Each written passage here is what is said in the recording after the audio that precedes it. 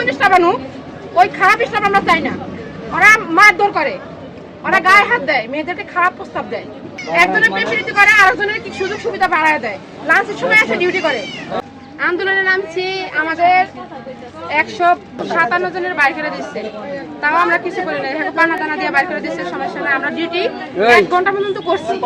করার পরে হঠাৎ করে যাদের নিয়ে আমাদের আন্দোলন হলো স্টাফ নিয়ে। স্টাফরা আমরা চাই না, স্টাফ ছাড়া গার্মেন্টস চলবে, স্টাফ আরো নাই।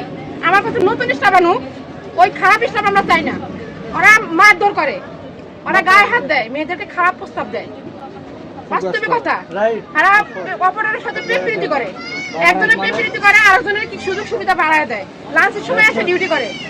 আমরা কিন্তু ছুটি পাই না, কইতে কইতে কইতে কইতে মরে গেল, আমাকে ছুটি দেয় না। একবার জ্বর হইলে যদি কইতে আমার জ্বর আসছে, কি কিসের জ্বর, হ্যাঁ ছুটি দিয়ে দেয়, হ্যাঁ লাঞ্চের সময় এসে ডিউটি করে।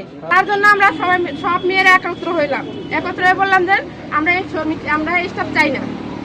পরে স্টাফ চলে গেছে, যার পরে আমরা আমারও তাই দাবি ছিল, সব আমার মানে নিয়ে 2 দিন ডিউটি করছি আমরা। করার পরে হঠাৎ করে বলে কি যে আমরা দাবি মানে নিতে পারবো না, ঠিক না, দাবি নিতে পারবো না। কেন পারবো না? আপনারা 2 দিন ডিউটি করলাম আমরা, ফেলে দাবি